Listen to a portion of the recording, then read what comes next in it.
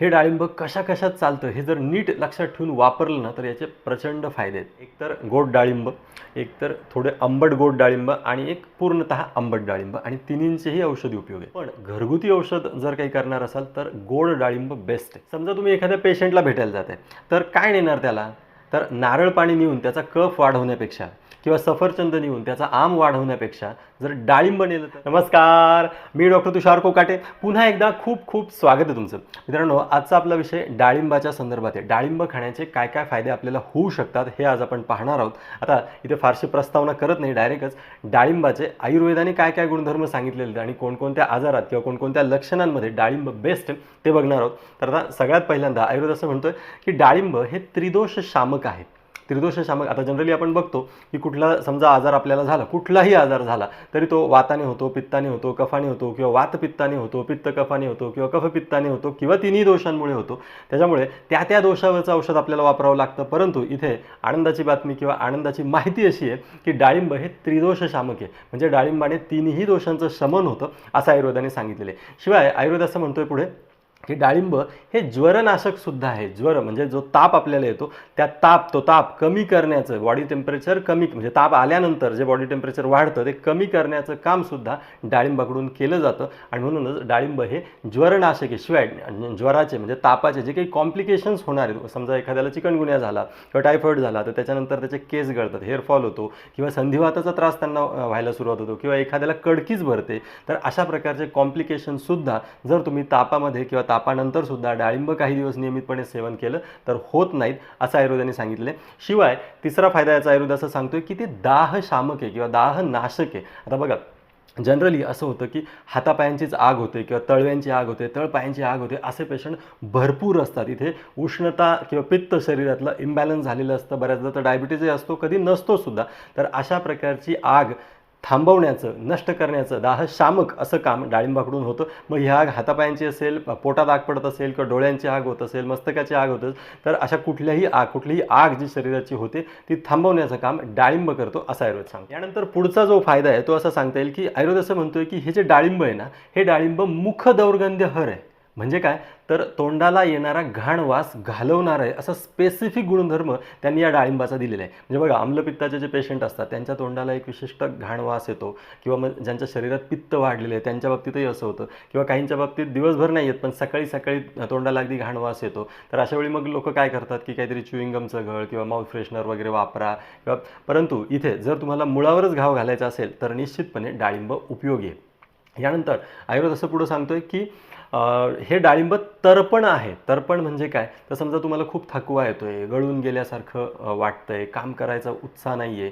भूक लागते परंतु तितकंसं आहार जात नाही आहे, तर अशा वेळी आपल्याला काय गरजेचं असतं, तर अशा वेळी आपल्याला पटकन तरतरी देणारं काहीतरी गरजेचं असतं, आणि असं फळ म्हणजे डाळिंब आहे. जर अशा वेळी तुम्ही थोडंसं डाळिंबाचे दाणे चघळले किंवा डाळिंबाचा रस घेतला, ज्यूस घेतला तरीसुद्धा चालेल, तुम्हाला लगेचच तरतरी येईल असा आयुर्वेद सांग. पुढचा जो फायदा डाळिंब खाण्याचा आहे तो असा की हा मुखपाक सुद्धा खूप उत्तम रीतीने बरा करतो. मुखपाक म्हणजे काय, तर वारंवार तोंड येणं. बघा, बऱ्याचदा असं होतं की वारंवार तोंड येतं, मग काहीतरी बी कॉम्प्लेक्स वगैरे आपण घेतो आणि मग ते त्यात पुरतं जातं, परत येतं, तिखट लागू देत नाही, जीभ सोलवटल्यासारखी होते, आतमध्ये व्रण आल्यासारखे होत आहेत. तर असं जर वारंवार होत असेल तर तिथे सुद्धा डाळिंब अतिशय उत्तम औषध आहे, उत्तम आहार आहे असं म्हणता येईल. पुढचा फायदा असं सांगता येईल की आयुर्वेदाने डाळिंब हे शुक्रवर्धक सांगितलेलं आहे. आता दोषांवरती काम काय कसं होतं, तर आपण बघितलं की ते त्रिदोष शामक आहे. परंतु इथे धातूंवरती काय काम असं जर आपण बघितलं तर रसक धातूला किंवा रक्तधातूला तर ते बल देतच देतं, परंतु ते शुक्रवर्धक सुद्धा आहे. आपला जो 7वा धातू आहे तो शुक्रधातू, या शुक्रधातूला बल देण्याचं काम सुद्धा डाळिंब करत असतं. नाहीतर जनरली शुक्रधातू म्हटलं की आपल्याला मग एकतर शिलाजीत किंवा अश्वगंधा वगैरे अशी द्रव्य आठवतात, परंतु डाळिंबसुद्धा शुक्रवर्धक आहे असं आयुर्वेदाने सांगितलेलं आहे. ह्याच्यानंतर पुढे आयुर्वेदाने असं सांगितलं की हे डाळिंब मेध्यसुद्धा आहे, म्हणजे मेधावर्धकसुद्धा आहे, म्हणजे बुद्धिवर्धकसुद्धा आहे. आता बुद्धीच्या बाबतीत तसंच परत की या विषयावर आपण खरं तर एक व्हिडिओ मागे सुद्धा केलेला आहे की डाळिंब बुद्धिवर्धक आहे, त्यामुळे लहान मुलांना जरूर डाळिंब द्या. जनरली होतं काय की बुद्धिवर्धक असं काही आठवायचं म्हटलं की आपल्याला मग ब्राह्मी आठवते, शंखपुष्पी आठवते, पण डाळिंब आठवत नाही. आठवलं पाहिजे कारण ते मेधावर्धक आहे. शिवाय ते बलवर्धक सुद्धा आहे असं आयुर्वेद सांगतोय. आता बलवर्धक म्हणजे काय, तर शक्ती वाढवणं, काम करण्याचा आपला जो स्टॅमिना आहे, सगळ्याच प्रकारची कामं करण्याचा जो शरीराची क्षमता आहे ते वाढवण्याचं कामसुद्धा डाळिंब करतं असं आयुर्वेदाने सांगितलेलं आहे. त्यामुळे बलवर्धक म्हणजे फक्त बदाम अक्रोड फक्त बलवर्धक आहेत, डाळिंब नाही असं समजण्याचं कारण नाही.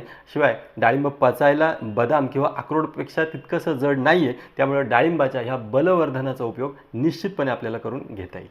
आयुर्वेदाने डाळिंबाचे जेव्हा गुणधर्म सांगितले तेव्हा त्याच्यामध्ये लघु असा सुद्धा उल्लेख केलेला आहे. म्हणजे काय, तर ते पचायला हलकं आहे, पचायला जड नाही आहे. आता इथे याचा फायदा कुठं होतो, तर आजारी माणसाला सुद्धा जेव्हा बल देण्याची गरज पडते किंवा त्याचं तर्पण करण्याची, म्हणजे त्याला तरतरी यावं असं जर वाटत असेल तर त्याने जर डाळिंब खाल्लं तर ते पचायला हलकं असल्यामुळे ते त्वरित पचतं आणि म्हणूनच त्याला त्वरित बल येतं, त्वरित तरतरी त्याला येते. त्यामुळे हा सुद्धा डाळिंबाचा एक खूप प्रमुख असा चांगला फायदा आहे. त्यामुळे आजारी माणसाला भेटायला जाताना जनरली कोणी नारळ पाणी नेतं किंवा सफरचंद नेतात, तर त्याच्यापेक्षा जर आपण डाळिंब घेऊन गेलं तर ते त्याच्या जास्त फायद्याचं आहे. शिवाय हे जे डाळिंब आहे हे डाळिंब उरोदाहामध्ये सुद्धा उत्तम काम करतो. उरोदाह म्हणजे काय, तर समजा तुम्हाला जळजळ होते, पित्ताचा त्रास आहे, तुम्हाला छातीमध्ये जळजळतं आहे किंवा घशामध्ये कडू पाणी येतं आहे, मग अशावेळी आपण काय करतो, तर अशावेळी आपण लगेचच अँटॅसिडकडे वळतो. पण असं अँटॅसिडकडे लगेचच वळणं आणि वारंवार अँटॅसिड घेणं हे चांगलं नाही. तुम्हाला जर ही सवय सोडायची असेल तर डाळिंब खाण्याची सवय करून घ्या, निश्चितपणे तुमची अँटॅसिड खाण्याची सवय सुटणार आहे. त्याच्यानंतर पुढे असं आहे की हे जे डाळिंब आहे हे अपचन किंवा जे गॅसेस आहेत त्याच्यावरती सुद्धा उत्तम काम करतं बरं का. म्हणजे समजा तुम्हाला अपचन होतं आहे, गॅसेस होत आहे, मग तुम्ही काय करता, तर आपण जनरली लगेच काहीतरी क्षारीय पदार्थ पाण्यात एखादी पुडी टाकायची, फसफस पाणी वर येतं, मग ते घ्यायचं वगैरे, याच्या लगेच आहारी जाण्यापेक्षा जर तुम्ही थोडासा डाळिंबाचा रस घेतला किंवा डाळिंब खाल्लं, डाळिंबाचे जे दाणे आहेत ते जर चावून खाल्ले तर निश्चितपणे अम्लम वातानुलोमनम असं आयुर्वेदाने सांगितलेलं आहे. आणि डाळिंब हे आंबट गोड असल्यामुळे त्याने वाताचा अनुलोम होतं आणि पित्तसुद्धा वाढत नाही. आणि म्हणूनच अपचनजन्य जेव्हा गॅसेस असतात तेव्हा इतर काही पटकन घेण्यापेक्षा जर तुम्ही डाळिंब घेतलं आणि डाळिंब खाण्याची अशी सवय करून घेतली तर निश्चितपणे तुम्हाला गॅसेससाठी, अपचनासाठी वारंवार औषधी घ्यावीच लागणार नाही. आणि आता डाळिंबाच्या फक्त दाण्यांचेच गुणधर्म आहेत असंही नाही आहे, तर डाळिंबाचं जे फळ त्याच्या सालीचे पण गुणधर्म आयुर्वेदाने सांगितलेले आहेत. समजा तुमचा घसा किंवा तोंड आतून सुजलेलं आहे किंवा सोलवटल्यासारखं झालेलं आहे किंवा गरम वाफा येत आहेत, उष्णता वाढलेली आहे तिथल्या भागाची, किंवा थोडक्यात हे तोंड आल्यानंतर बऱ्याचदा असं होतं, तर इथे सुद्धा जर तुम्ही डाळिंबाची जी साल आहे या सालीचा काढा तयार केला आणि त्या काढ्याने जर गुळण्या केल्या तर त्याच्या कषाय रसामुळे तिथल्या त्या जखमा भरून यायला किंवा तिथली सूज कमी करायला ते मदत करतं असं सांगितलेलं आहे. शिवाय जुलाब जर होत असतील तर तिथे सुद्धा ही डाळिंबाची साल उपयुक्त आहे. विशेषतः जर तुम्हाला अपचनजन्य काही जुलाब असतील तर तिथे समजा तुम्ही थोडीशी डाळिंबाची साल घेऊन ती चघळली आणि त्याचा रस पोटात घेतला तर आयुर्वेद असं सांगतो की त्याचा जो रस आहे तो कषाय रस आहे. कषाय म्हणजे तुरट रस, आणि तुरट रस काय करतो, तर तुरट रस हा स्तंभन करण्याचं काम करतो आणि म्हणूनच जुलाब थांबवण्याच्या कामी ही डाळिंबाच्या सालीचा रस हा येत असतो. शिवाय कृमींच्या बाबतीत सुद्धा आयुर्वेद असं म्हणतं की कृमींमुळे अनेक रोग होतात आपल्याला माहिती आहे, तर कृमीघ्न औषध काहीतरी सांगा किंवा पोटातील जंत मरतील असं काहीतरी सांगा असं अनेकदा पेशंट विचारतात, कमेंट बॉक्समध्ये तुम्ही विचारता.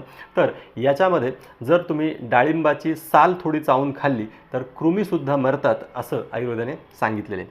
आता इथे डाळिंबाची साल घेताना एक काळजी जरूर घ्यायची की आतली साल घ्यायची, म्हणजे आतला जो भाग आहे सालीचा तो घ्यायचा आहे, कारण बाहेरच्या भागावर कदाचित काही फवारणी, धूळ वगैरे ह्या गोष्टी असण्याची शक्यता असते. थोडासा छोटासा तुकडा घ्यायचा आहे, तो चावून खायचा आहे, त्याचा रस फक्त पोटात घ्यायचा आहे. तर अशा पद्धतीने डाळिंबाचा आणि डाळिंबाच्या सालीचा सुद्धा आयुर्वेदाने औषधी गुणधर्म काय काय आहेत ते सांगितलेले, ते आज तुमच्याशी शेअर केले. बाकी हा व्हिडिओ तुम्हाला कसा वाटला हे मला नक्की नक्की नक्की सांगा. याबद्दल तुमच्या काही शंका असतील, प्रश्न असतील तर त्यासुद्धा कमेंट बॉक्समध्ये विचारायला विसरू नका. व्हिडिओ जर तुम्हाला आवडला असेल तर लाईक जरूर करा, शेअर जरूर करा आणि चॅनल तुम्ही अजूनही सबस्क्राईब केलेलं नसेल तर चटकन पटकन करून टाका, कारण आरोग्यविषयक, आयुर्वेदविषयक वेगवेगळी नवनवीन आणि तरीही शास्त्रीय अशी माहिती घेऊन आपण पुन्हा भेटत राहणारच आहोत. खूप खूप धन्यवाद.